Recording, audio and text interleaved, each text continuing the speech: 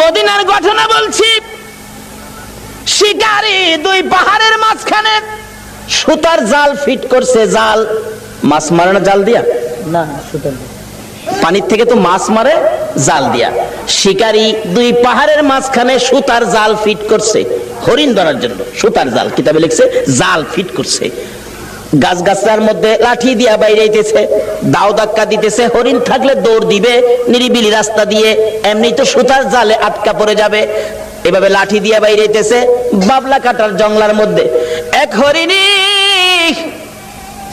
এই জঙ্গলার থেকে জীবন বাঁচানোর জন্য দৌড় দিয়ে সুতার জালের মধ্যে পেঁচ খায়া গেছে। শিকারী দৌড়ায় যাইয়া ভালো করে পেঁচাইয়া বিরাট বড় হরিণ কাঁধে করে আনা যায় না। কিতাব লেখে শেষরাইয়া আনতেছে।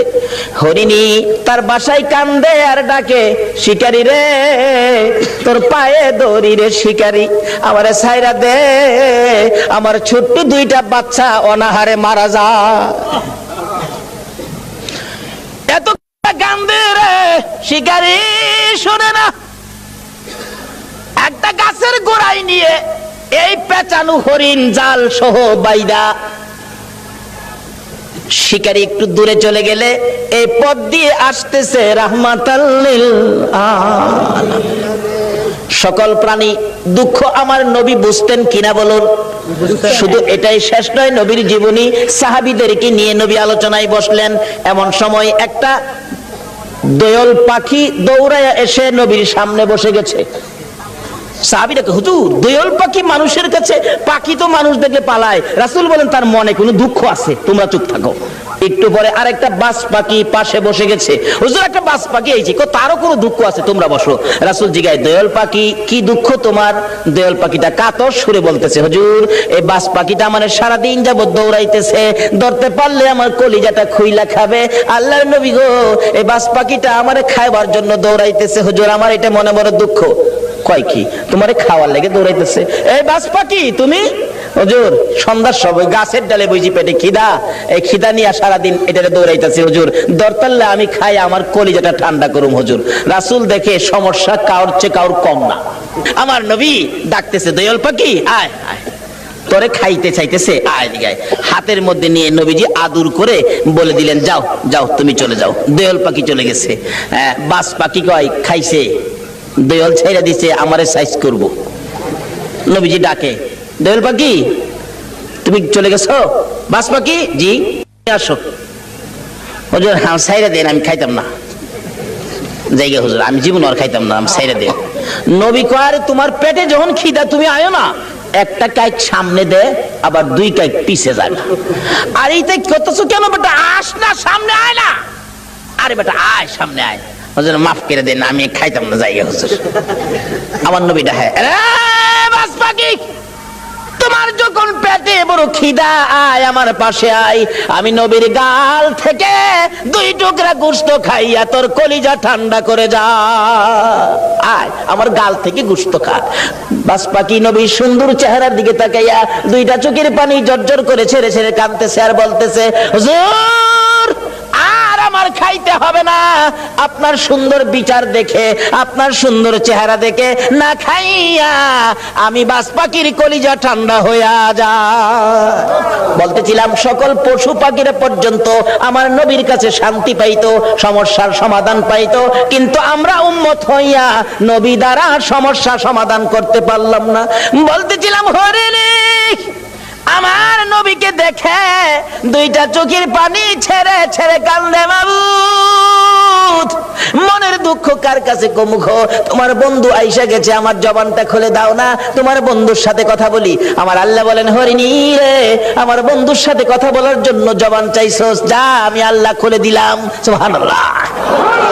হরিণের কথা পর্যন্তই আমার আল্লাহ শুনে বন্ধুর পক্ষে যদি যায়, আমরা যদি নবীর পক্ষে থাকি, বলুন আমাদের কথা আল্লাহ শুনবে কিনা? ডাকতেছে, হরিণী আয়, কি দুঃখ তোর?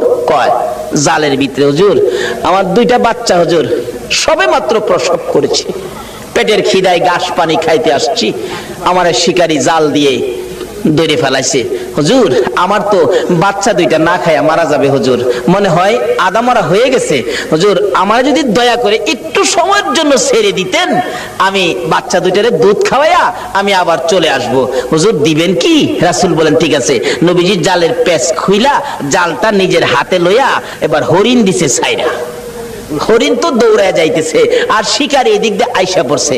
আইসা জিগায় আমার হরিণ কই? হরিণ ছাইরা দিছি। আরে কোন কি আমি হরিণ ধরলাম ছাইরা দিলেন আপনি? কবাটা চিন্তা করিস না, হরিণ কিছুক্ষণের মধ্যে ফিরে আইবো।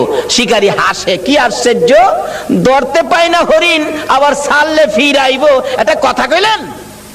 আচ্ছা আপনাদের ধারণা কি যেই নবী হরিণ ছাড়ছে হরিণ আইবো কিনা? কেন আমরা না চিনলেও হরিণ এই নবীরে শিকারী আশ্চর্য হই আমার নবীরে দমক দিতেছে। আমার নবী বলেন শিকারীরে দমক দিস না রে, যতক্ষণ পর্যন্ত তোর হরিণ না আসবে আমি নবী এই গাছতলা ছাড়বো না। চিন্তা করিস না। হরিণী দৌড়ে যাইয়া বাচ্চাদের সামনে হাজির, চোখের পানি ছাড়তেছে। বাচ্চারা জিজ্ঞেস করে মা এইভাবে কান্দো কেন গো মা? হরিণ কোনো কথাই কয় না, খালি কান্দে। বাচ্চারা বলেন মা কেন কান্দো? অবশেষে হরিণ বলতেছে বাচ্চারা রে, শিকারীর হাতে বন্দী হয়ে গেছি রে বাচ্চারা, দুধ খাইবিনি খা, আমার মা বলে ডাক দিবিনি ঢাক, জীবনের স্বাদ মিঠাইয়া দে, মা কইয়া ডাক দিয়া দে, মারে জীবনের শেষ দেখা দেখা দে রে, দেরি করিস না, রাহমাতাল লিল আলামিনের হাতে রশি লাগাইছি তোদেরকে এক নজর দেখার জন্য, একটা টান দুধ খাওয়ানোর জন্য রাহমাতাল লিল আলামিনের হাতে রশি লাগাইছি, দেরি করিস না, দুধ খাইবি নি খা রে সন্তানেরা, মা কইয়া ডাকবি নি রে ডাক, আর জীবনে দেখা হবে না। বাচ্চা দুইটা একটার সাথে আরেকটা কি যেন কথা বলতেছেন, এ কথাই একজন আরেকজনকে বলে ও শোনো, এক ভাই আরেক ভাইকে বলতেছেন হরিণের বাচ্চারা, মা বলে আমার নবীর হাতে রশি লাগাইছে, এই বেয়াদবি মা করেছে, জীবন দিব রে মার দুধ খাইব না। আল্লাহু আকবার। বাচ্চা হরিণ হইয়া নবী চিনে, উম্মত হইয়া নবী চিনলাম না। নবীর যারা চিনেছে, নবীর পক্ষে যারা গিয়েছে, বলুন তাদের সমস্যা আছে না দূর হইয়া গেছে? কিভাবে দূর হয়েছে বাস্তবে আসুন। ছোট্ট ছোট্ট বাচ্চা সবে মাত্র দুনিয়ায় আসছে, একজন আরেকজনের কানে কানে কয় যে মা নবীর হাতে রশি লাগাইছে, এ মার দুধ আমরা খাইতাম না। দুইজন অভিমান করে বসে আছে, মার কাছে আসে না, কথাও কয় না, মা বারবার ডাকে সন্তানেরা রে আয় দুধ খায়া দে, চোখের পানি ছাড়ে আর ডাকে, বাচ্চারা অবশ্য জবাব দেয় মা এত হারামি মা তুমি, এত নিষ্ঠুর মা তুমি, আমাদেরকে দুধ খাওয়ানোর জন্য আমার নবীর হাতে বুঝে রশি লাগাইছো, তোমার মতো বেয়াদব মার দুধ আমরা খাইতাম না। মা যতক্ষণ পর্যন্ত নবীর কাছ থেকে বেয়াদবির ক্ষমা না আনবা ততক্ষণ পর্যন্ত আমরা তোমার দুধ খাইতাম না।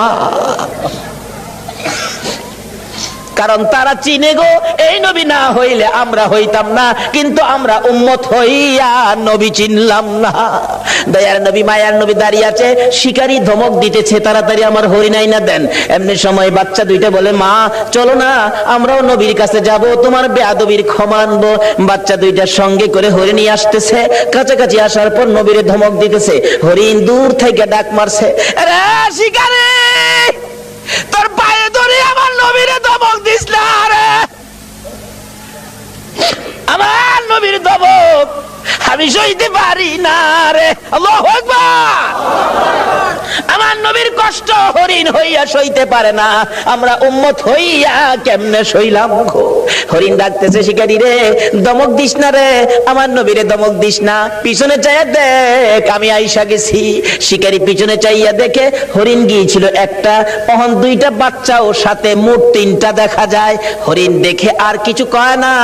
বাচ্চা হরিণ দুইটা যখন নবীর সুন্দর চেহারা দেখা যায়, মায়ের আগে আগে বাচ্চা দুইটা যাইয়া আমার নবীর দুইটা পাও মুবারকে পড়ে গেছে। হুজুর গো আমার মা বেয়াদবি করেছে হুজুর, আমরা দুইটা বাচ্চা আপনার পায়ে ধরি, আমার মার বেয়াদবির ক্ষমা দেন। যতক্ষণ পর্যন্ত আমার মার বেয়াদবির ক্ষমা না দিবেন গো আমরা জীবন যাবে এ মায়ের দুধ আমরা খাবো না। আমার নবী ডাকে, শিকারী রে বল এবার হরিণ কোনটা নিবি? বড় হরিণটা নিবি না বাচ্চা দুইটা নিবি? না, যেই নবী হরিণ ছাড়লে হরিণ আসে সেই নবীরে নিবি।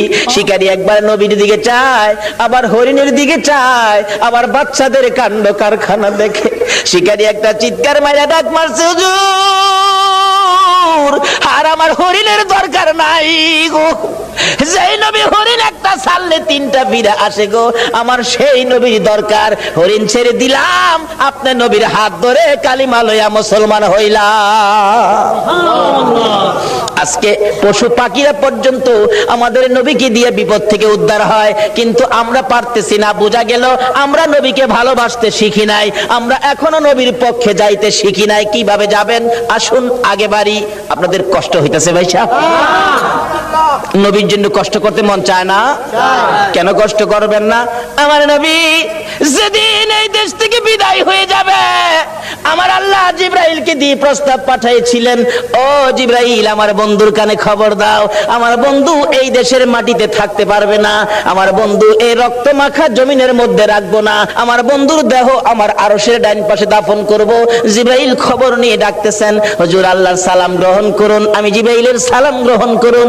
আল্লাহর নবী গো, আপনার দেহ মোবারক আল্লাহর আরশের ডাইন পাশে দাফন হবে, আপনি খুশির সহিত কবুল করুন।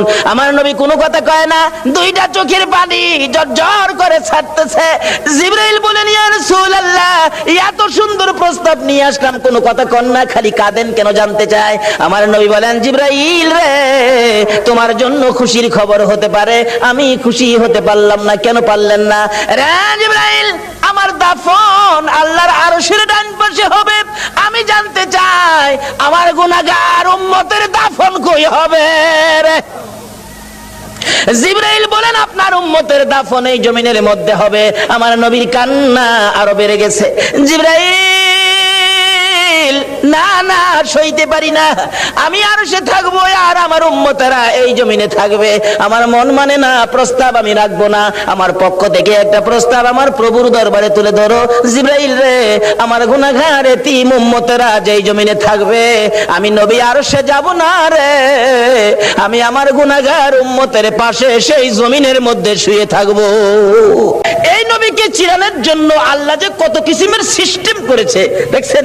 নিজের নাম রাব্বুল আলামিন, বন্ধুর নাম রাহমাতাল লিল আলামিন, নিজের নাম লা ইলাহা ইল্লাল্লাহ, বন্ধুর নাম মুহাম্মাদুর রাসূলুল্লাহ, নিজের নামে 12 অক্ষর, বন্ধুর নামে 12 অক্ষর, নিজের নামে 12 অক্ষরে কোনো নক্তা নাই, বন্ধুর নামের 12 অক্ষরে কোনো নক্তা নাই। আল্লাহকে বন্ধু তোমার নামে 12, আমার নামে 12, রাইতে দিলাম 12, দিনে দিলাম 12, 24 ঘন্টা। বন্ধু গো তোমার আর আমার নাম একত্রিত করে কালিমাটা বানাইলাম। 24 ঘন্টায় যা গুনাহ করছে তোমার উম্মতেরা, 24 অক্ষরের কালিমাটা যদি একবার লাগায়া দেয়, আমি 24 ঘন্টার গুনাহ আমি মাফ করে দিব। এইভাবে সিস্টেম করে আমার আপনার নবীকে বুঝাইতে চায়। এটা আদম নবীকে না, ইব্রাহিম নবীকে না, মুসা নবীকে না, ঈসা নবীকে না, একমাত্র বুঝাইতে চাই নবী মুহাম্মদুর রাসূলুল্লাহ সাল্লাল্লাহু আলাইহি ওয়াসাল্লামকে।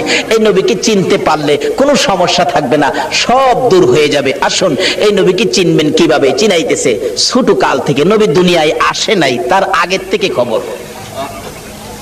তাওরাত, জাবুর, ইনজিল কিতাবে নবীর আগমনের খবর আছে কিনা বলুন তো? নাকি আপনারা দুনিয়াতে আইসে পরে মক্কাবাসী ভোট দিয়া নবীরে নবী বানাইছে? আমাদের দেশের কিছু লোকের ধারণা নবীরে ভোট দিয়া ওই বানাইছে। কি যে টানা হেসরা! কেউ কেউ নবীরে মাটি দা বানাইছে। গত 2 রাত আগে এক মাহফিলে গেছি, একবারে জোর গলায় কইতাছে, আবার যুক্তি দিতাছে, কয় শুনেন বাবারা, এক জাতের আলেম বাইরিছে নবীরে নূর কয়। ফেরেশতারা তো নূরের তৈরি, ফেরেশতাদের কোনো প্রস্রাব পায়খানা করে? শ্রোতারা কয় না। নবী যদি নূরের তৈরি হইতো, নবী তো প্রস্রাব পায়খানা করতো না। নবী প্রস্রাব পায়খানা করছে না? আবার জিগায়। শ্রোতারা কয় জি করছে। তাইলে নবী নূর হইছেন করতে? নূরের হইলে তো প্রস্রাব পায়খানা বন্ধ হইতো। কেমনে যুক্তি দিয়ে বুঝা দেন? কোন নবীরে মাটি দা বানাইছে? নাউজুবিল্লাহ কান্না। নবীরে মাটি দা বলে বানাইছে। আমার নবী হযরত জাবের রাদিয়াল্লাহু তাআলা প্রশ্ন করেছিলেন, ইয়া রাসূলুল্লাহ সৃষ্টি সম্পর্কে কিছু বলুন। রাসূল বলেন, আউয়ালু মা খালাকাল্লাহু নূরি, বলুন এই হাদিসটা কি কেউ অস্বীকার করতে পারবে? আউয়ালু মা খালাকাল্লাহু নূরি, রাসূল বলেন জাবের, সর্বপ্রথম তোমার নবীর নূর মুবারককে সৃষ্টি করা হয়েছে। এই কথাটা নবীজি বলছে, তাহলে কথাটা সত্য হবে না মিথ্যা হবে? নবী কইব নূর, আপনি যদি কোন মাটি, তাইলে কথাটা সঠিক হইল? নবীজি খালি নূর এটাই না। হযরত উসমান গনি জিন্নুরাইন কিতাবের মধ্যে উসমান গনির নামটা আসলেই লেখা হয় জিন্নুরাইন, অর্থাৎ উসমান গনি নবীজির দুই মেয়েকে বিবাহ করেছিলেন বিদায় উসমান গনির নামের মধ্যে লকব হলো জিন্নুরাইন, অর্থাৎ দুই নূরের অধিকারী। যেই মৌলবী কয় নবী মাটি, হ্যাঁ নিজেও পড়ছে উসমান গনি জিন্নুরাইন, সন্তানেরা নূর, আর নবী বলে মাটি। এরকম কিছু ধাক্কা ধাক্কি আমাদের বাংলাদেশে আছে কিনা বলুন তো? এই বলে ইসলামটারে বিশ্ববাজারে ধ্বংস করে দিচ্ছে। আল্লাহ বলছে ইসলাম আমার মনোনীত ধর্ম, নবী বলছে সুন্নি জামাত আমার মনোনীত জামাত, এর বাইরে কোনো জামাত নাই। জোরে কোন সুবহানাল্লাহ। মক্কা নগর যেদিন বর্বর যুগ ছিল, মেয়ে হইলে জীবিত দাফন করত, জীবিত মাটি দিত। আমার নবী দুনিয়াতে আসার পর এই অবস্থা যখন চলতেছিল, নবীজির একজন সাহাবী যে নাম দাহিয়া কালবি, নিজের হাতে 70 থেকে 72টা কন্যাকে জীবিত দাফন করেছে। 72টা মেয়েকে জীবিত দাফন করেছে। ও মা বোনেরা, তোমাদের শান, তোমাদের মান, তোমাদের ইজ্জত বাড়িয়েছে নবী মুহাম্মদুর রাসূলুল্লাহ। তোমরা তো এই নবীর পক্ষে আসতে রাজি হও না। আসো আগে বাড়তেছি। বলতেছিলাম তোমাদের শান ও মান কিভাবে বাড়াইছে। দাহিয়া কালবি 72টা সন্তান, 72টা মেয়ে আশপরশী সহ দাফন করেছে জীবিত। এখন তার নিজের বাচ্চা হবে, বিবির পেটে বাচ্চা, ব্যবসার উদ্দেশ্যে বাহিরে যাবে। বিবিকে বলে গেছে, বিবি যদি ছেলে হয় রাইখা দিবি সোনার প্যাকেট করে, আর যদি মেয়ে হয় গলা টিপে মারবি, না হয়তো ছুরি দিয়া জব করবি। চলে গেছে, আল্লাহর কুদরত মেয়ে হয়েছে। মেয়েটা এত সুন্দর, একবারে বাপের চেহারা, সেই জন্য দরদি মা মেয়েটার নাম রাখছে জামিলা। জামিলা শব্দের অর্থই হলো সুন্দর। 1 বছর 2 বছর 3 বছর 4 বছর বয়স হয়ে গেছে। দাহিয়া কালবি বাড়িতে আসছে, আসার পরে বলতেছে, মা তোমার আব্বু, যাও যাও তাড়াতাড়ি যাও। আব্বুর গলায় ধরছে, আব্বু আব্বু কোত্থেকে আইছো, আমার জন্য কি আনছো, মজা আনছো নি আব্বু? দাহিয়া কালবি জিগায়, বিবি কার? স্বামী গো তোমার। ওই একবার তোমার চেহারা আমি মারতে পারলাম না। ও মা বোনেরা, তোমরা জীবিত দাফন করতো, গলা টিপা মারতো, আর এই নবী আয়া তোমরার দাম কত বাড়াইছে। দাহিয়া কালবি বলেন, বিবি এ কি করলি, আমার গলায় কলঙ্কের হার পরাইলি। বিবি গো তোমার জামিলাকে গোসল করাইয়া দাও, ভালো কাপড় পরাইয়া দাও, তোমার জামিলাকে লইয়া আমি বেড়াইতে যাব।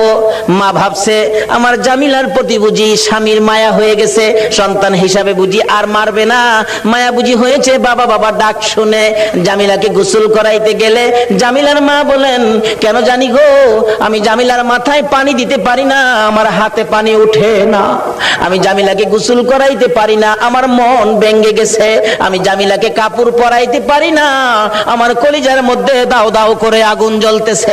বলুন, সন্তানের উপর যদি কোনো বিপদ আসে আগে খবর জানে কে? আর যদি কোন কে জানে? আজকে এই মা কি জিনিস, বাবা কি জিনিস আমরা চিনি না। বলতেছিলাম জামিলার মা কাপড় পরাই, চোখের পানি ছাড়ে। জামিলা জিজ্ঞেস করে, মা আমাকে কাপড় পরাও, তুমি কাঁদো কেন? জামিলার মা বলেন, রে সন্তান, আয় আমার দূরের মেয়ে, আমি যে তোমার কাপড় পরাই গোসল করাই, কেন জানি আমার কলিজার মধ্যে আগুন জ্বলতেছে। বুঝি না তোমার বাবা জানি কোন বেড়ানি বেড়া সঙ্গী করে লিয়ে রওনা হলেন। মা পিছন থেকে ডাকতেছে, জামিলা রে আমি মার বুক খালি করে যাইস না রে জামিলা, যতক্ষণ পর্যন্ত বাড়িতে ফিরে না আসবি আমি মা রাস্তাটার মধ্যে দাঁড়াইয়া থাকবো। দুঃখিনী মা রাস্তায় দাঁড়িয়ে আছে। ও মা বোনেরা, তোমরা কেন এই নবীরে চিনো না? দাঁড়িয়ে আছে। একটু পর একটু সময় পার হয়ে যায়, জামিলাকে নিয়ে এক পাহাড়ের চিপায় চলে গেছে। দাহিয়া কালবি পাহাড়ের চিপায় যাইয়া জামিলাকে দাঁড় করাইয়া গর্ত করতেছে। গর্ত করতে করতে এই পরিমাণ গর্ত হয়ে যাওয়ার পর জামিলা জিগাই, বাবা গো, এত কষ্ট করে গর্ত করতেছো কেন? তুমি না বেড়াইতে যাইবা? বাবা চলো না আমরা বেড়াইতে যাই। এই কথা বলতে দেরি, নিষ্ঠুর পাষাণ দাহিয়া কালবি জামিলাকে ঘাড় ধরে গর্তের ভিতরে ফেলাইয়া বুকের উপর পাড়া দিয়া দাঁড়াইয়া বড় বড় পাথরগুলো বুকে মারতেছে। জামিলা এমন একটা চিৎকার মারে, আল্লাহর আরশ পর্যন্ত কেঁপে ওঠে। আল্লাহু আকবার। জামিলা ডাকতেছে, বাবু কোন অপরাধে গো আমার বাবা আমারে মারে? আমারে মাইরো না, আমি মেয়ে হইয়া জন্মের পরে যদি তোমার কলঙ্ক হয়, বাবা গো আমারে মাইরো না, আমারে ছেড়ে দাও। আমি জামিলা এমন একটা দেশে চলে যাব যেখানের মানুষ দাহিয়া কালবি চিনে না। নিষ্ঠুর পাষাণ পিতা মানলো না, বুকের উপর পাড়া দিয়ে পাথরগুলি দিচ্ছে। একটু পরে পরে মেয়েটা ডাকে, বাবা গো আমারে মাইরো না। শেষ নিঃশ্বাসটা যখন বাহির হয়ে যায়, বালু দিলেন, পাথর দিলেন, পাথর ফাইটা বালু ফাইটা শব্দটা বাহির হয়, বাবা গো আমারে মাইরো না। শেষ নিঃশ্বাস ত্যাগ করে বিদায় হয়ে গেলে দাহিয়া কালবি বলেন, আমি যত দূর যাই আমার কানের মধ্যে আওয়াজ আসে, সন্তান আমারে ডাকতেছে, বাবা গো আমারে মাইরো না। মনটা মানতেছে না, কি করলাম, এত সুন্দর করে আমারে বাবা কইয়া ডাকতো। দৌড়া বিবির কাছে গিয়ে কাঁদতেছে, বিবি গো, ও বিবি আমার জামিলা কই গো বিবি? বিবি কান্দে, স্বামী আমার কলিজাটা কেন জানি ধাউ ধাউ করে আগুন জ্বলতেছে। বিবি গো, আমি তো তোর জামিলারে জীবিত দাফন করে আসছি। বিবি কান্দে, স্বামী কি করলা? একটা দৌড় মারছে আমার নবীজির দরবারে, ইয়া রাসূলুল্লাহ আমি দাহিয়া কালবি অপরাধী আপনার কাছে আসছি। কি করেছো হুজুর? আমি 70 থেকে 72টা মেয়ে জীবিত কবর দিয়েছি, কিন্তু শেষ মেয়েটা আমার নিজের মেয়েটা ছিল, এত সুন্দর চেহারা ছিল। হুজুর আমার যখন বাবা কইয়া ডাকছে গো, এখন তো আমি ডাক আর বলতে পারি না। হুজুর গো, এই অপরাধ কি আমি ক্ষমা পাবো? আমার নবী বলেন, দাহিয়া কালবি রে, আয় আমার পাশে আয়, আমার হাতে হাতটা লাগাইয়া একবার কালিমা শরীফ পাঠ করে দে, আমি তোর পক্ষ থেকে আল্লাহর কাছে ক্ষমা চাবো, আমার আল্লাহ তোরে ক্ষমা করে দিব। আমার নবী ওই দিনের পর ঘোষণা করে দিলেন, আর কোন মেয়ে সন্তান মারা যাবে না, জীবিত কবর দেওয়া যাবে না। যার একটা মেয়ে হবে সে বেহেশতি হবে, যার 2টা মেয়ে হবে সে বেহেশতি হবে, যার 3টা মেয়ে হবে আমি রাসূলের সাথে বেহেশতি হবে। জোরে জোরে কোন সুবহানাল্লাহ। বলুন মেয়ের দাম বাড়াইছে কিনা আমার নবী? এখন মহিলারা এই নবীর পক্ষে আসা দরকার আছে কিনা? ও মা বোনেরা, যদি আমার নবীর পক্ষে আসতে পারো, দেখো না পুরস্কার কি আসে। বলতেছিলাম, নওফেলের মেয়ে মরিয়ম তরবারিটা হাতে লইয়া যুদ্ধের পোশাকটা পরে ঘোড়ার উপর সোয়ার হইয়া ডাক মারছে, একটা চক্কর লাগাইয়া, রে মক্কার যুবতীরা আমি নওফেলের মেয়ে মরিয়ম ডাক দিলাম।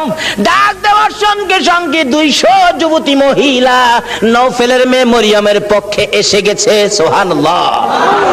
আমার নবীর নূরে মুহাম্মাদের পক্ষে নওফেলের মেয়ে মরিয়ম আগে তরবারি ধরেছে। মহিলারা গো, তোমাদের ভাগ্য ভালো গো, তোমরাই তো আমার নবীর পক্ষে আগে গিয়েছো। এবার তরবারি লইয়া খানে কাবার চারপাশে দাঁড়ায় গেছে যুবতীরা। আব্দুল মুত্তালিবের পাশে যাইয়া তরবারি উড়াইছে নওফেলের মেয়ে মরিয়ম। রে আব্দুল মুত্তালিব, আব্দুল্লাহর গলায় ছুরি দেওয়া যাবে না। আব্দুল্লাহর গলায় যদি ছুরি দিতে চাও, এই যে দেখো 200 তরবারি তোমার পাশে দাঁড়াইয়া গেছে, আজকে আমি এই মক্কা নগরীতে রক্তের বন্যা বসাইয়া দেব। পারবা না দিতে? একটু পরে গো আপনাদের মতো যুবকেরা তরবারি লইয়া চারপাশে ঘেরাও করে ফেলেছে। যুবকেরা ডাকতেছে, ও আব্দুল মুত্তালিব, আব্দুল্লাহর গলায় ছুরি দিতে দেব না, আমাদের রক্ত থাকতে আব্দুল্লাহকে জব করতে দেওয়া হবে না।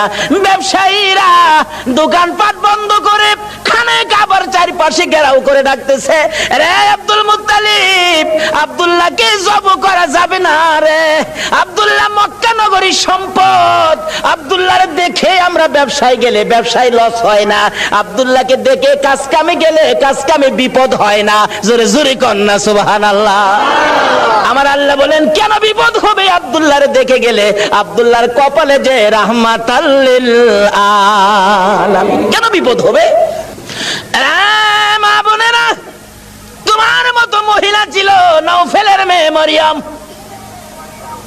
নিজের জীবন দিতে রাজি, আমার নবীর বাবার কুরবানি হইতে রাজি না।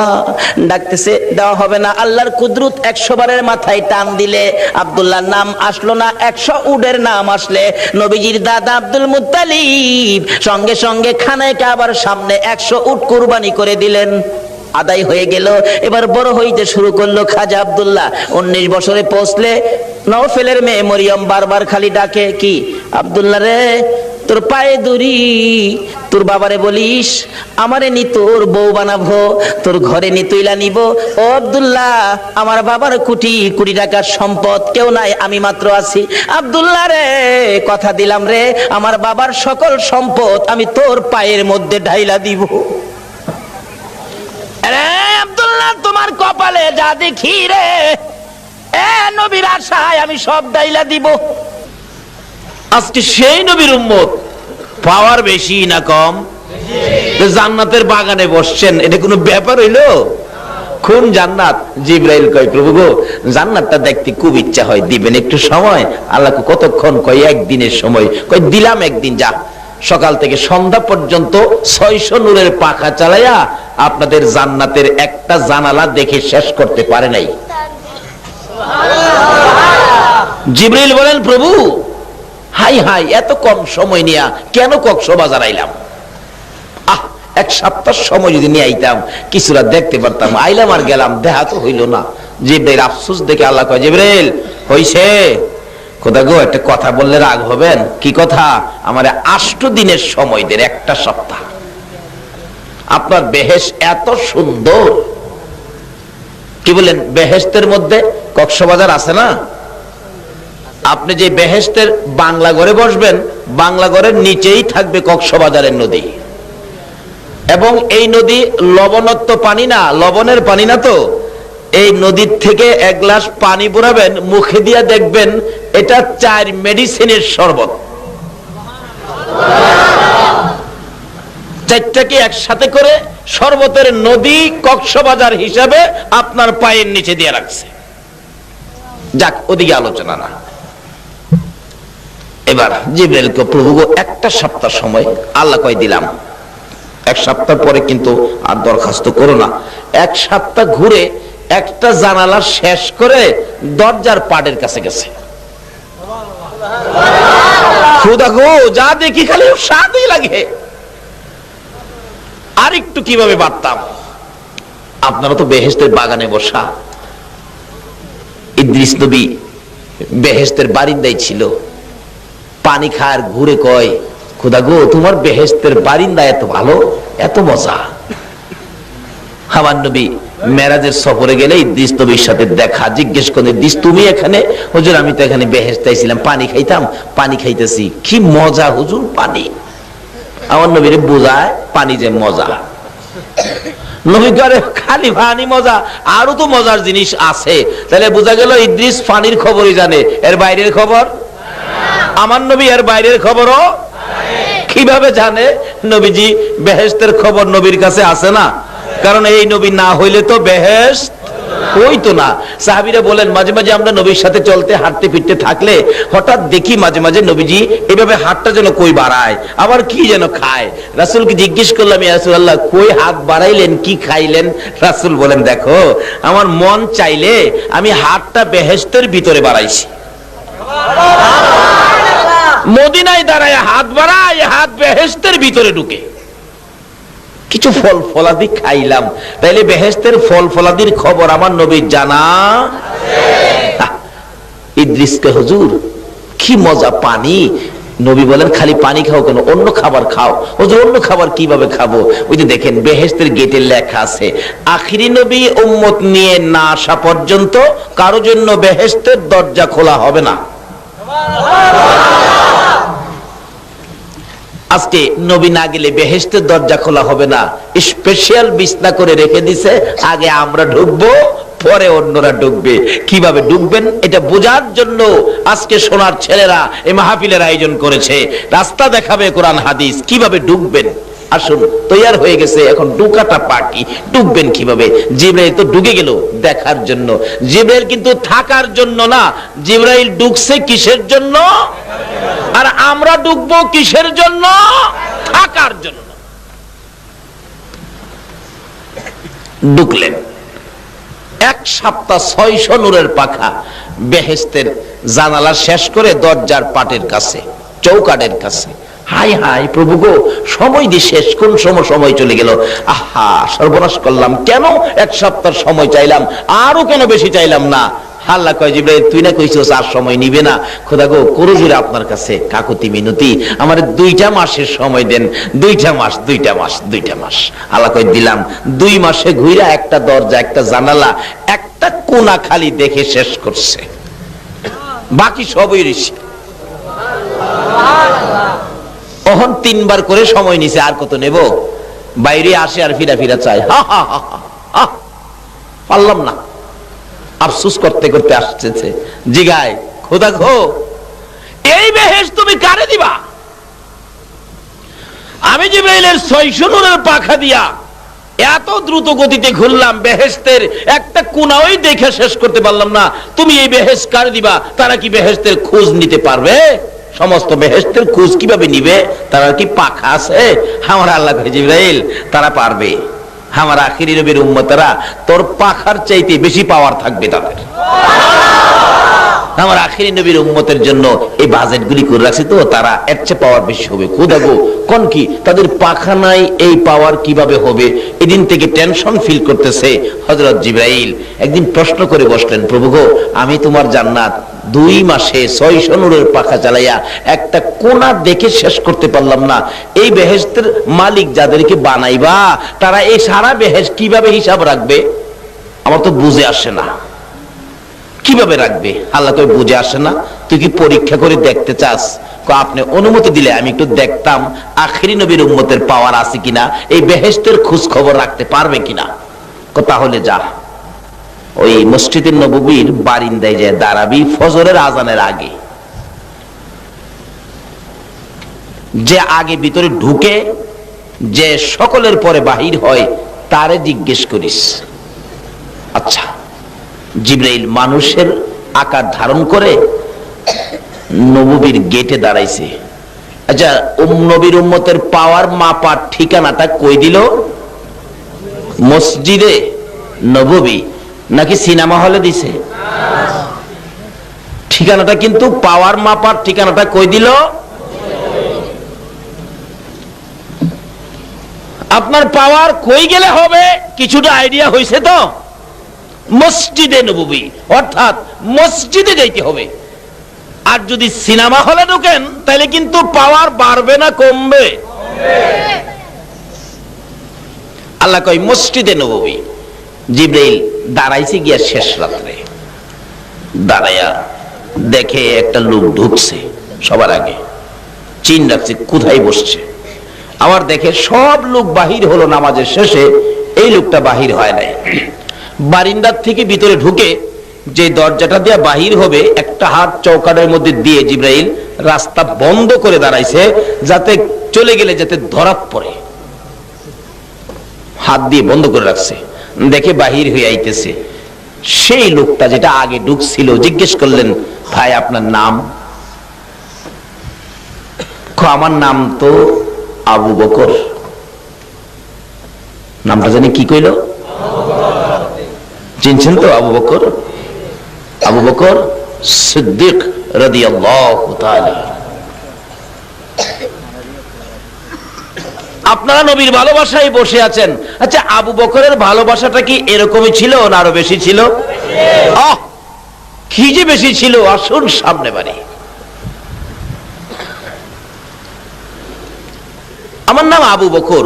রাস্তা ছাড়েন, রাস্তা ছাড়েন। ভাই আবু বকর, আমি তো আপনারে খুঁজতেছি। কেন? আপনার সাথে কথা আছে। কি কথা? আপনি কি এখন বলতে পারেন আমার আল্লাহর হুকুম নিয়ে চলাফেরা করে নবী রাসূলের কাছে যায়, ফেরেশতাদের সর্দার জিবরাইল কোথায় আছে? যে জিগাইতেছে সে কে? মানুষের আকার ধরে বলতেছে। আবু বকর বলেন, ভাই এই সকালবেলা এই প্রশ্ন জিবরাইল কই আছে এটা কি কইলেই জবাব দেওয়া যাবে? যে আমি কালকে সকালে চলে গেলে 2 দিন পরে যদি আপনাদের এলাকার কেউ জিগায়, আচ্ছা তোফাজ্জল সব কই আছে বলতে পারেন? আচ্ছা আপনারা কি পারবেন ঠিকানা দিতে? মাত্র বাংলাদেশ, বৈরবপুর, চট্টগ্রাম, এর মধ্যে খবর নাই, দেওয়ার ক্ষমতা নাই। এবার জিবরাইল প্রশ্ন করলেন, মানুষ বেশি, ও ভাই আবু বকর জিবরাইল কই আছে বলেন। আবু বকর বলেন, দেখেন জিবরাইল কই আছে বললেই তো হয় না। আচ্ছা আপনি যে এত বড় প্রশ্ন করলেন, আপনার বাড়ি কই? আবু বকর কই, খোদা গো আমার যে বাড়ি জিগাইলো আমি কি কইতাম? কই সোজা কইরা লইব, চিনচনা হারা কারা। আচ্ছা ভাই আমার বাড়ি পরে, আপনি আগে কোন আমার এই কথা না করে, হেইটা তো কমু, হেইটা কমু। জিবরাইল কয়, হ্যাঁ কইব বলে? আরে কয় কি রে, কই আছে না আছে জানে কিভাবে কইব বলে আবার কয়? আপনার বাড়িটা আমিও পরে কমু, মানে আপনারটা আগে কোন। জিবরাইলের খবরটা, আচ্ছা ঠিক আছে আমারে কিছুক্ষণ সময় দেন। সময় ছাড়া তো জিবরাইল কয়েছে বলা যাবে না। এবার জিবরাইল কয়, আচ্ছা আবু বকর 2 মাসের সময় নিবেন? আবু বকর কয়, জিবরাইল বাইর করতে এতদিন লাগে নাকি? জিবরাইল কয়, তো দরাত পড়ছি, আরো কমায় কোন। 1 সপ্তাহ নিবেন? ওই তার আইডিয়া। আরে মিয়া 1 সপ্তাহ সময় লাগে নাকি? তাহলে 1 দিনের নিবেন? আর না, এত সময় দু। জিবরাইল কো, আমার আইডিয়া শেষ, যে কতক্ষণে বাহির করবেন? আবু বকর বলেন, চোখটা বন্ধ করব, চোখটা খুলবো, জিবরাইলে খবর দেব। জিবরাইল কই, খোদা গো দরাত পড়ছি। আচ্ছা আবু বকরের এই পাওয়ার কি নবীরে ভালোবাসা দিয়া না না দিয়া? আরো জোরে কোন? কোন নবীরে ভালোবাসা দিয়া? যে নবীর উসিলায় এত কিছু হয়েছে,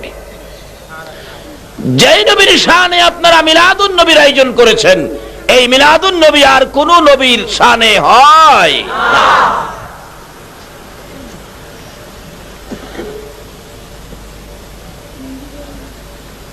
কত যে ভালোবাসতেন নবী। যেদিন মায়ের দেশ বাবার দেশ ছেড়ে মক্কাবাসীর যন্ত্রণায় মক্কা থেকে হিজরত করে মদিনা যাবে, যাওয়ার 6 মাস আগে বলেছিলেন ছোট্ট ছোট্ট সুরে, আবু বকর মনে হয় রে দেশে থাকতে পারবো না।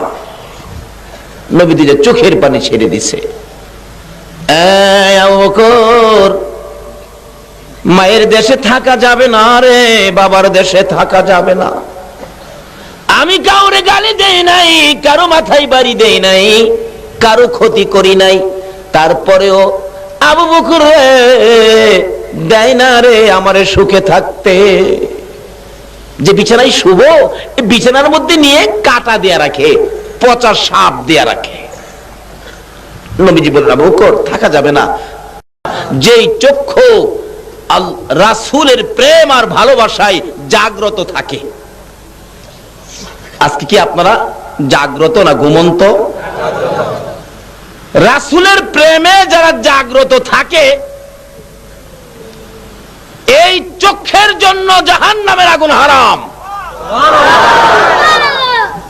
2 নম্বরে হলো আল্লাহর আযাব গজবের ভয়ে যেই চোখ থেকে পানি বাহির হইছে, আল্লাহর আযাব গজবের ভয়ে যেই চোখ থেকে পানি বাহির হইছে, এই চোখের জন্য জাহান্নামের আগুন হারাম। 1 ফোঁটা পানি যদি আজকে কেউ বাহির করতে পারেন, আপনার জন্য জাহান্নামের আগুন হারাম হয়ে যাবে। 3 নম্বরে হলো আমার দেখা যে জিনিসটা হারাম, কোন হারাম বস্তুর দিকে চোখটা গেছে, চট করে চোখটা ফিরাইয়া লওয়া। হারাম বস্তু থেকে যেই চোখ ফিরাইয়া রাখছে, এই চোখের জন্য জাহান্নামের আগুন হারাম। তাইলে এক কিসিমের তো আমরা পাইলাম, সেটা হলো নবীর মহব্বতে জাগ্রত। বলতেছিলাম আবু বকর নবীর মহব্বতে এক রাত্র নয়, দুই রাত্র নয়, কয়টা রাত্র জাগ্রত ছিলেন বলুন? একটা না 6 মাস। একটু ঘুমায় না, পিঠ বিছানায় লাগাই না, হিজরতের সামান কাঁধে লইয়া সারা রাত দাঁড়ায় থাকে, দরজার মাঝে কানটা লাগায়া। 6 মাস পর একদিন নবীজি আয়েশা ডাক দিলেন। কিন্তু কখন ডাক দিলেন? যেদিন আমার নবী যে হুজরায় ঘুমিয়েছিলেন আবু জাহেলের নেতৃত্বে। আজকে তো মুরব্বীদের পরামর্শে আমার বলতেছে ছেলেরা, হুজুর আজকে লিয়াকত আলী সদাগর সাহেব এবং আরো কিছু লোক আমাদেরকে যথেষ্ট সহযোগিতার সাহায্য করেছেন। এরকম তো মক্কা নগরীতে ছিল, মদিনাতেও ছিল। কেউ ছিল সাহায্য নিয়ে নবীর পক্ষে, কেউ ছিল সাহায্য নিয়ে আবু জাহেলের পক্ষে। এবার আবু জাহেল ডাক দিলেন, নেতা মানুষ তো, 40টা বংশ থেকে 40 জন যুবক আনলেন, আইনা বললেন আজকা রাত্রে মোহাম্মদের গড় ঘেরাও করে রাখো, সকালবেলা কতল করে দিবা। এরা দাঁড়াইছে চারদিক ঘেরাও করে নবীজির ঘর হুজরা খানি। কিভাবে দাঁড়াইছে? কিতাব বলেন পিঠের সাথে পিঠ লাগাইয়া দাঁড়াইছে, পিঠের সাথে পিঠ লাগাইয়া, যাতে কোথাও বাহির হইয়া যাইতে না পারে। এমনি সময় জিবরাইল বলেন, ইয়া রাসূলুল্লাহ ঘুমিয়ে আছেন? সর্বনাশ হয়ে গেছে। কি? আপনাকে তো চারদিক ঘেরাও করে ফেলছে, উঠেন। জিবরাইল, কি করব? তরবারি লিয়ে ভাও, তারা আপনাকে কতল করে ফেলবে। তা আমি কি করব এখন? জিবরাইলকে, হুজুর ভয় পায়েন না, আল্লাহ আমারে পাঠাইছে। সুবহানাল্লাহ না, ভয় নাই হুজুর, আল্লাহ আমারে পাঠাইছে। আচ্ছা ঠিক আছে, কি করতে হবে?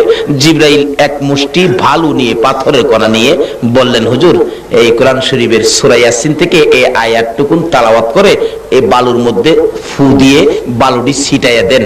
রাসূল কয়, ঘরের ভিতর থেকে ছিটাইলে এই পাথরের কণা কি বাহিরে যাবে? আল্লাহ কয়, বন্ধু গো, আপনার দায়িত্ব ছিটান, যাইবে না যাইবে এই দায়িত্ব আমার। নবীজি ফু দিয়ে ছিটাইলেন। আমার আল্লাহ নিজ দায়িত্বে 2টা করে পাথরের কণা হগলের চোখে চোখে পৌঁছাইছে। এই কণাটা কি রহমতের না গজবের? আরে রহমতের কণা পড়লেই তো অবস্থা কি হয়? বেচারা হুন্ডা চালায়, চোখের মধ্যে একটা জাল পুক পড়ছে, রাস্তার মধ্যে জাল পুক, হুন্ডা লইয়া গাতাত গেছে গা। আর গজবের কণা, পাথরের কণা চোখে পড়ছে, কন্ত তাইন্ডার তাল ঠিক আছে, হাই হাই হাই হাই। আর একটা হাই হাই যে করস, মোহাম্মদ তো যাইতেছে গা, কস কি কহ, তোর বাড়ি লিয়া মারছে আর কি আঘাত। এই আঘাতে কিন্তু হের বাড়ির পাশের বন্ধু মারা গেছে, হেরা হেরা মারামারি লাগছে, রাস্তা ফাঁক হইছে। হাল্লা কয়, জিবরাইল এই ফাঁকে দিয়ে আমার বন্ধুরে লইয়া যা। মদিনার দিকে রওনা হয়। নবীজি বাহির হইয়া আবু বকরের ঘরে, এই শেষ রাত্রে 12টার পরে শেষ রাত্রে আবু বকরের ঘরের দরজায় গিয়ে ডাক দিলেন ছোট্ট সুরে, আবু বকর, লাব্বাইকা ইয়া রাসূলুল্লাহ, আসছেন? এই রাত্রগুলো নবীর প্রেমে জাগ্রত ছিলেন। নবীর প্রেমে জাগ্রত এক একটা রাত্রের দাম কত? আজকে কারা আবু বকরের মতো বসে আছেন? একটু লম্বা হবে আলোচনা। নবীর প্রেমে জীবন দিতে পারবেন? সময় দিতে পারবেন? একটা রাত্র দিতে পারবেন? আল্লাহ তুমি কবুল করো। তারা পারবে, তুমি কবুল করো। দেখেন ডাকতেছে, ইয়া রাসূলুল্লাহ আমি তো জাগ্রত, আমি ঘুমায় নাই। এই নবীর প্রেমে রাত্রগুলো জাগ্রত থেকে কি পাইছে দেখেন না। আল্লাহ যে বলছে, বন্ধু গো, তোমার প্রেমে যারা চোখে ঘুম দেয় নাই, আমি তাদের জন্য, এই চোখের জন্য জাহান্নামের আগুন হারাম করে দিলাম। একদিন মা আয়েশা সিদ্দিকা রাদিয়াল্লাহু তাআলা বলেছিলেন, আকাশের মধ্যে চন্দ্রবর্তী পূর্ণিমার চাঁদ, সমস্ত আকাশ তারকা দিয়ে সাজানো। নবীজিকে নিয়ে মা আয়েশা মরুভূমির মধ্যে খালি জায়গায়, মানুষ নাই তো, নিরিবিলি জায়গায় দুইজনে হাঁটতেছেন। এটাও সুন্নত, মাঝে মাঝে বিবিকে নিয়ে নিরিবিলি জায়গায় রাত্রে, চন্দ্রবর্তী রাত্রে তো মাঝে মাঝে হাঁটবেন। এখন তো আমাদের দেশের লোকেরা বিবি নিয়ে এরকম রাত্রে হাঁটতে রাজি না, যাইবোগা বিবিরে নিয়ে মার্কেট করতো। যান, কত যাইবেন, একদিন বুঝাইবো। আয়েশা সিদ্দিকা বলতেছেন, ইয়া রাসূলুল্লাহ আকাশে এত তারা, হুজুর কথা বলতেছেন কি, অনেক কথা বলছিলেন। আরেকদিন বললেন, ইয়া রাসূলুল্লাহ লন তো আমরা দুজনে দৌড়াদৌড়ি খেলি। রাসূল বলেন, চলো বিবিকে নিয়ে দৌড়াদৌড়িও খেলবেন, কিন্তু মানুষের সামনে না, কিন্তু আপনারা রাসূল টার্গেট দিয়ে খেজুর গাছটা আগে কে দৌড়ায় যাইতে পারে। এদিন তুলনামূলক ভাবে নবীজি একটু ক্লান্ত ছিলেন, দৌড়াইয়া নবীজির আগে মা আয়েশা গিয়া পৌঁছে গেছে। যাইয়া কয়, হুজুর আমি কিন্তু ফার্স্ট, আমি আগে আইসা পড়ছি। রাসূলকে মাইনা নিলাম তোমার ফার্স্ট। রাসূলকে তুমি ফার্স্ট ইয়া বই থাকবা আর আমি পিছে থাকবো। আরেকদিন যেদিন নবীজি সুস্থ ছিলেন, এদিন কই আয়েশা আজকে রাত্রেও হবে খেলা। আচ্ছা হুজুর। আয়েশা তো ভাবছে এই দিন যখন আমি ফার্স্ট হইছি আজকে তো আমি হই। এদিন দৌড় দিবার আগেই রাসূল গেছে, আয়েশা এই দিনের পয়েন্ট আজকে আমি পাইলাম। এরকম করতেন বিবিকে নিয়ে, এটাও সুন্নত। এরকম একটা আমল যদি এই নবীর উম্মতের থাকে, 100 গলা কাটা শহীদের সওয়াব দিয়ে হাশরের ময়দানে আপনাকে দাঁড় করানো হবে। আর সব বরকতের বাজেট তো হলো এই নবীর জন্য, আর পাবে নবীর উম্মতে। কিভাবে নেবেন এই জন্য আলোচনা সামনে আসতেছে। আসুন, আমি এখন আলোচনায় যাই নাই, বাহিরে আছি। এবার ডাকতেছে, ইয়া রাসূলুল্লাহ, আচ্ছা আকাশে এত তারা, তারা কতগুলি হবে? রাসূল বললেন, কেন? হুজুর কেন যে আমার ইচ্ছা হলো আকাশের তারা বরাবর কোন নেকি কি মানুষের আছে কিনা।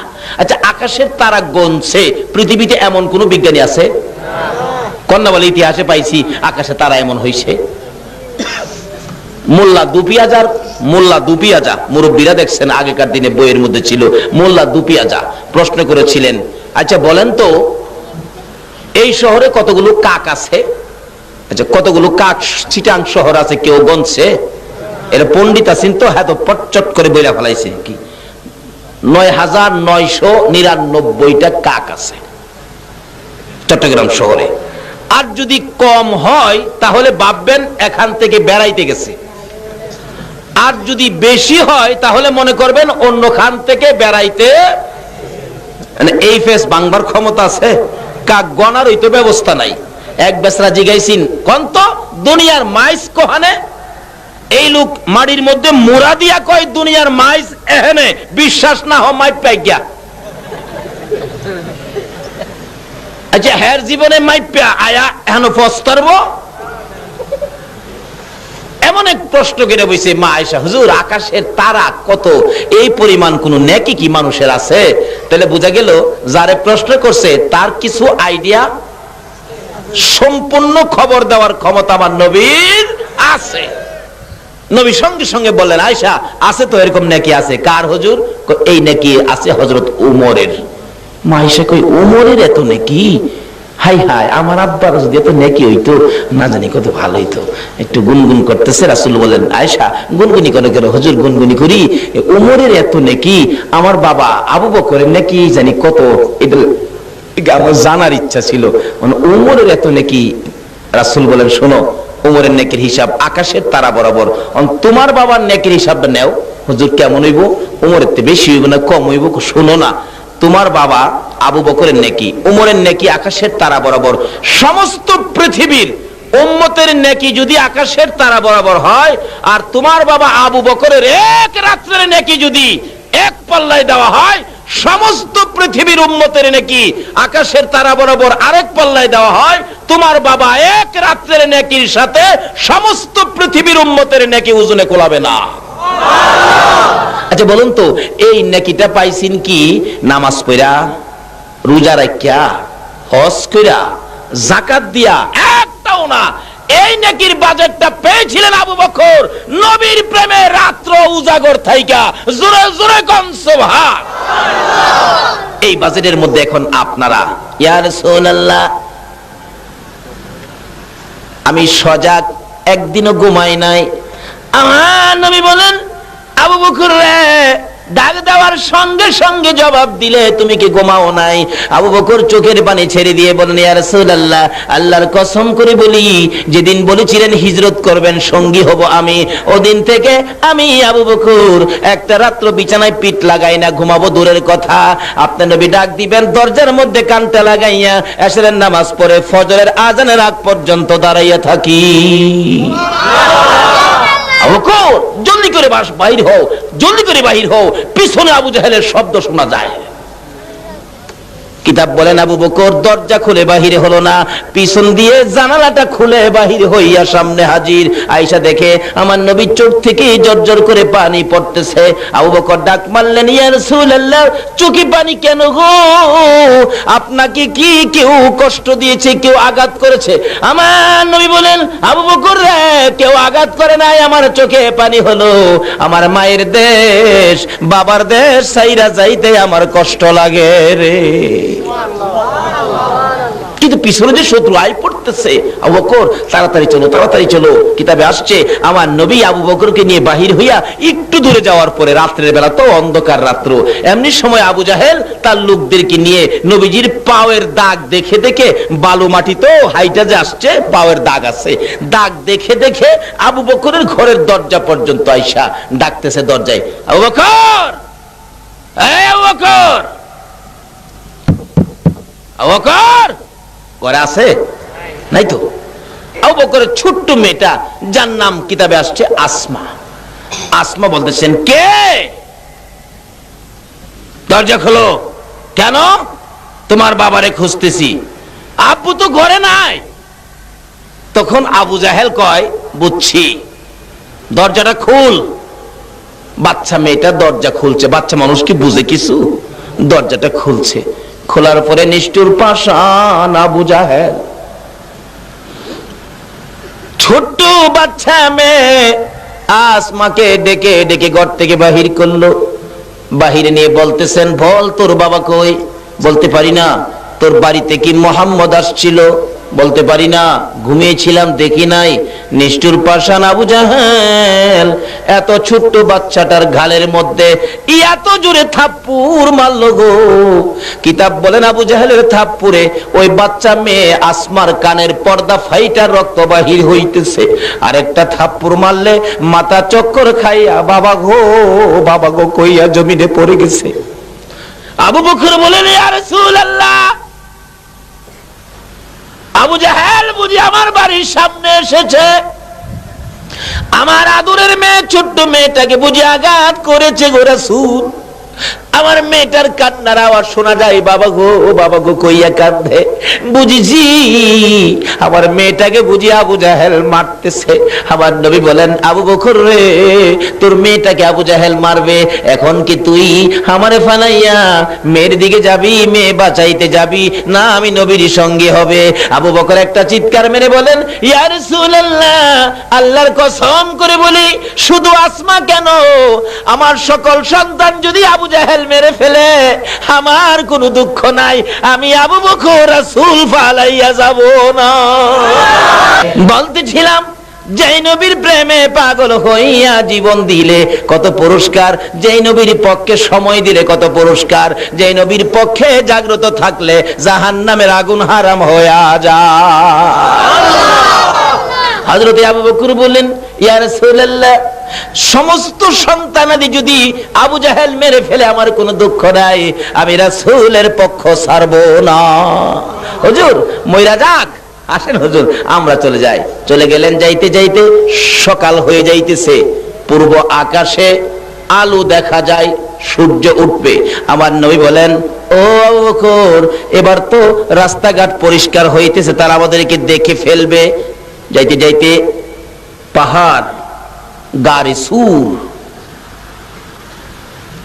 নিজের চোখে দেখে আসছি, পাহাড়ে ডাকতেছে, ইয়া রাসূলুল্লাহ, আসেন আমার মধ্যে আসেন। আমি আগে ভাবতাম যে সমতল ভূমি, এই রাস্তার পাশে বুঝি কোনো গর্তের মধ্যে নবীজি বসেছিলেন, কিন্তু যায়া দেখি মক্কাতে না, এটা সমতল ভূমি নয়, রাস্তা ছেড়ে পাথরের পাহাড়ের উপরে গিয়া রাসূল উঠছে। যেই পাহাড়ে উঠছে, যেই সময় উঠছে, এই সময় একজন ব্যক্তি দেখলে ঘুরলে ফিরলে দেখা যাইতো। পাহাড় বলেন, হুজুর আসেন। যেই নবী পাহাড়ের দিকে উঠতেছে, কালো হয়ে গেছে পাথর, পাহাড়টা অন্ধকার হয়ে গেছে। জোরে জোরে কোন সুবহান। নবীর হেফাজতের জন্য পাহাড় কালো হইয়া অন্ধকার, এখনো পাথর কালো। লম্বা ঘটনা, ঢুকছেন যায় নবীজি একটা গর্তের মধ্যে, আবু বকর ঢুকলেন। রাসূল তো রাত্রে ঘুম নাই, আবু বকর শুইলে বসলে রাসূল আবু বকরের পাশে ঘুমাইলেন, আবু বকরের উরুর উপরে মাথাটা রেখে ঘুমাইলেন। এদিক দিয়ে লম্বা ঘটনা, তারা তো নবীজির পায়ের দাগ দেখে দেখে পাহাড় পর্যন্ত আসছে, এরপর আর দাগ দেখা যায় না, তাহলে পাহাড়ে আছে। তালাশ করা শুরু করো, তালাশ করতে করতে করতে করতে একবারে যে গর্তের মধ্যে রাসূল ছিলেন এই গর্তের কিনারে গেছে, যায় দেখে এখানে একটা গর্ত দেখা যায়। আরেকজন কই গর্ত দেখা গেলে এই গর্তের মধ্যে কেউ ঢুকলে এরকম থাকতো, গর্তের মুখের উপরে পাতালতা আছে, এর মধ্যে মাখরের জাল আছে, এমন কি কিতাব বলেন এই জালের উপরে কবুতরের ডিম পাইরা ডিম লইয়া বইরিস। তাহলে বুঝা গেল আমরা নবীরে পাতালতাও ভালোবাসে, মাখরেও ভালো, কবুতরেও ভালো। আচ্ছা, এনে তিনটা আসছে মাত্র, পাতালতা, মাখর, কবুতর, তিনটা। আমি বলবো সমস্ত মাখলুকাত আমার নবীরে ভালোবাসে কিনা, কিন্তু খালি বাসি না আমরা মানুষ। কত জাতের ফতুয়া দেখবেন সব নবীর উপরে দিয়ে রাখছে, এইটা বেদাত, এইটা বেদাত, এইটা শিরিক, এইটা করুন যাইতো না, এইটা করলে হের বাপের মাথা ফাইতে যাই বুকা যাচ্ছে। একজন কয় এই গর্তটার মধ্যে দেখো, কিতাবে আসছে এই যে জায়গাটা দাঁড়ায়া বলতেছে এই গর্তটা দেখো, যদি একটা কাক সামনে দিয়া চাইতো তাহলে নবীজির পাও মোবারক দেখা যাইতো। আরেকজনে কই এখানে কি দেখবি, দেখ তো কবুতর ডিম নিয়ে বইরিছে, নবীর ভালোবাসায় কবুতরের জীবন যাবে, উঠে না, ডিম নিয়ে বসে রইছে, এত ভালোবাসা একটা কবুতর হইয়া। সে এই জন্য কবুতরের দাম বাড়ছে না কমছে? কবুতর পাখি, এই জাতীয় কাক ও পাখি। আচ্ছা কোন তো দুইটা কাক যদি কেউ বাজারে নিয়ে যা ধইরা, দুইটা ব্যস্ত পারবো? একটা কবুতর নিয়ে গেলে কি? এই জন্য এই ভালোবাসার কারণে কবুতরের বাসা না হয় মানুষের ঘরে ঘরে। আচ্ছা কোন তো কাকের বাসা কি মানুষের ঘরে আছে? পারবেন বলতে? এক জাতি এক কিসিমের, কিন্তু কাকের দাম আর কবুতরের দাম এক নয়। আল্লাহ কই কবুতর রে তোর দাম তো বাড়াইয়া দিলাম আমার এই নবীর ভালোবাসার কারণে। জোরে জোরে কোন সুবহানাল্লাহ। যাই হোক, যাই না, ওদিকে সংক্ষেপ করলাম। এবার দেখতেছে নাই নাই, চলো জায়গা নাই, চলে গেছে। হাউ বকর একটু পর পর কো হুজুর আই পড়ছে। রাসূল বলেন লা তাহজান ইন্নাল্লাহা মানা, ভয় পাইস না আবু বকর, আমাদের সাথে আছে আল্লাহ, ভয় পাইস না। এবার চলে গেলেন, লম্বা ঘটনা। এই গর্ত থেকে বাহির হবেন, বাহির হওয়ার আগে আবু বকরের পায়ের মধ্যে সাপে দংশন করলো। কেন? এই গর্তের মুখটা আবু বকর পা দিয়া বন্ধ রাখছিলেন। এবার বিশ্বে ক্লান্ত, একবারে কালো হয়ে গেছে, পড়ে গেলেন। নবীজির ঘুম ভাঙলেন, দেখে সাপ বাহির হলো। রাসূল চিৎকার দিয়ে বললেন এই সাপ, এই কি করলি, আমার আবু বকরকে দংশন করলি? সাপে ডাকে প্রভু গো আমার জবান খুলে দাও না, তোমার বন্ধুর সাথে কথা বলি। আমার আল্লাহ বলেন সর্বরে আমার বন্ধুর সাথে কথা বলার জন্য অনুমতি চাইলে, কথা বলতে চাইলে, জবান খুলতে চাইলে যা, আমি আল্লাহ তোর ডাক কবুল করলাম রে সাপ। যেহেতু আমার বন্ধুর সাথে কথা বলবি, নবীর সাথে কথা বললে, নবীর সাথে ভালোবাসা দিলে আমার আল্লাহ সাপের জবান খুইলা দেয়। সাপ বলতেছেন ইয়া রাসূলুল্লাহ আমাকে মাফ করে দেন, ক্ষমা করে দেন, ভুল করেছি হুজুর। ভুল করার কারণ হলো আমি খবর পেয়েছি আপনি এই রাস্তা দিয়ে মক্কা থেকে হিজরত করে মদিনা যাবেন, আপনার দুশমনেরা আপনাকে পিছন দিয়ে দাওয়া করবে। হুজুর ওই দিন থেকে 6 মাস পর্যন্ত এই গুহার মধ্যে বসে আছি, আপনি নবী যখন গুহার মধ্যে আসবেন আমি সাপ ওই গুহার মুখের মধ্যে বসে থাকবো, আপনার দুশমনদের মোকাবেলা করে আপনার দুশমনদেরকে দংশন করে দুনিয়া থেকে বিদায় করে দেব। একটা সাপ হইয়া, হিংস্র প্রাণী হইয়া আমার নবীর ভালোবাসায় আসতে চাই। আজকে নবীর উম্মতেরা সেই নবীরে ভালোবাসা দিতে চাই না। আল্লাহু আকবার, ইয়া রাসূলুল্লাহ, ইয়া গাউসুল আজম, জিন্দাবাদ জিন্দাবাদ, মাশাআল্লাহ। আসুন আগে বাড়ি, রাত্র শেষ, রাত্র যত বেশি হয় বান্দার সাথে মাওলার সম্পর্ক তত বেশি হয়। আল্লাহ এখন খালি কাছে কাছে আসতেছে, টের পাবেন কি যে মজার সময় সামনে আসতেছে। এবার বলতেছেন, হাই হাই সাপ, তুমি এই দুঃখে বসে আছো।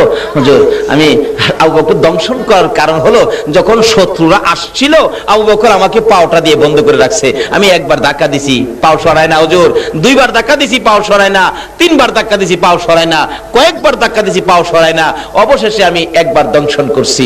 আবু বকর বলেন, একবার দংশন করছে আমি টের পাইছি, কিন্তু আবু বকর বলেন, আমার জীবন যাইতারে রাসূলের ঘুম ভাঙতে পারি না।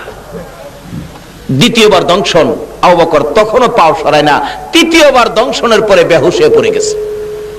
হুজুর মাফ করে দিয়েন, আমার আশা ছিল আপনি নবীরে দেখার জন্য। রাসূল বলেন, তাহলে আচ্ছা ঠিক আছে।